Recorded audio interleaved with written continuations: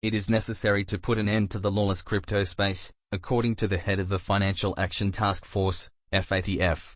G7 nations must set an example in implementing global standards on combating money laundering, the executive insisted, as little progress has been made in regards to introducing the organization's new crypto rules. The Group of Seven, G7, must lead in implementing recommendations on combating money laundering, terrorism and proliferation financing, FATF President T. Rajakumar urged ahead of the Developed Economies Summit in Hiroshima, Japan, this weekend. Countries have advanced with introducing most of the FATF standards, but progress on implementing the updated requirements concerning crypto assets has been relatively poor, Kumar noted in an article titled An End, which the proposed legislation would require smart contracts to be able to interrupt or terminate their activity. Separately, the G7 is pushing for tougher crypto regulation with a focus on increasing business transparency and consumer protection. Zach, what do you got? This is such an interesting pairing because, the G7 article really makes the case for why we should be using transparent DeFi systems. I'm sure there's a lot of DeFi builders out there saying, oh, you want business transparency? Let's do it all in DeFi. We can make this work. These are open, auditable ledgers that give you access to this information in real time.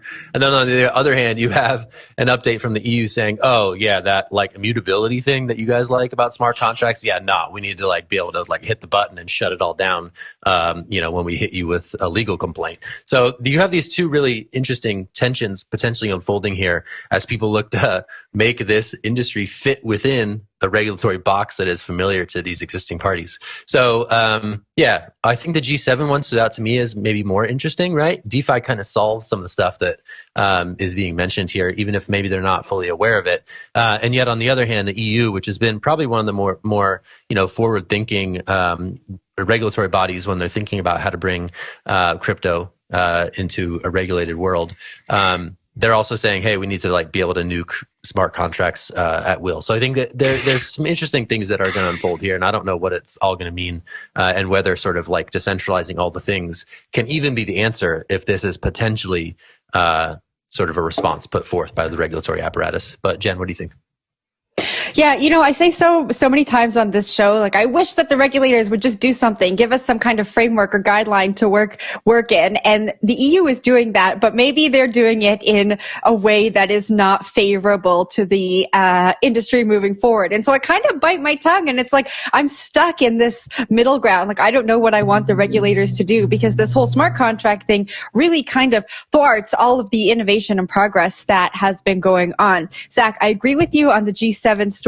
It is interesting, though, that the G7 meeting will be held in Japan, which has really, really tight crypto regulations, and the G20 meeting that happened in September, which also had a focus on, this kind of global crypto regulatory regime, was held in India, who's also super, super strict on crypto regulation. And so I think that when we say, we really need everyone to be on the same page when it comes to crypto, and then we try and get all these countries who notoriously haven't been able to work within their own governments, let alone work with each other, I think we're just introducing more problems into the pot, and we may not be able to get to that regulation that we're working towards. Zach, I saw your hand go up, and Will, so I'll let you guys duke it out.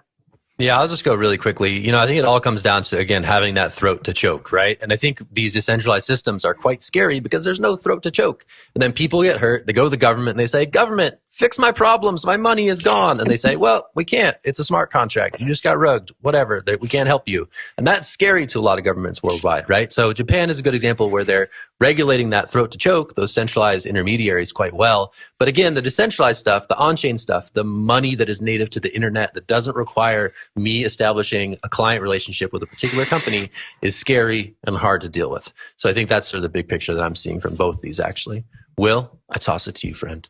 Yeah, one other interesting thing about this is the laws proposed actually has a lot to do with smart appliances. So your internet and your fridge talking to each other, and those things being able to be turned off or unplugged remotely, and how that's all going to work. Not necessarily as much as to do with smart contracts in a sense for blockchains here. That's more or less what the draft regulation does say. The crypto community here, though, is worried that there's going to be a broad reading of this or an over reading of this, and it's going to turn into problems for smart contracts, which, like you said, Jen and Zach, Hard to turn that off. Very hard to turn off Tornado Cash. In fact, when Tornado Cash was sanctioned by OFAC in August, it's still online. You can still use it. It's just if you do use it, there's going to be some problems with your bank account and you might end up in jail for a little bit.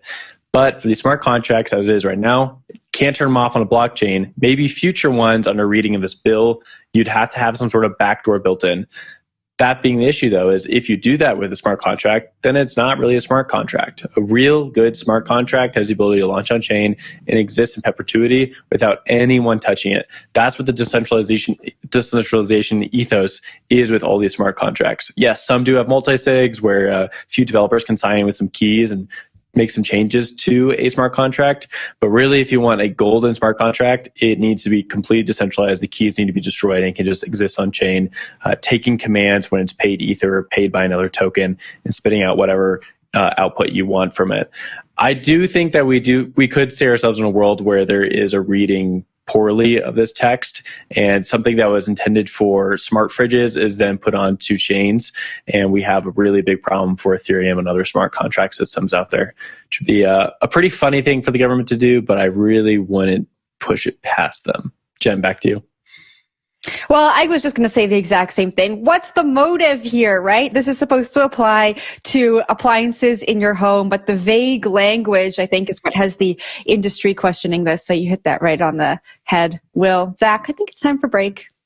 So stinking fridges. Does your fridge really need to be connected to the internet, people? Come on. Just get a good old-fashioned fridge.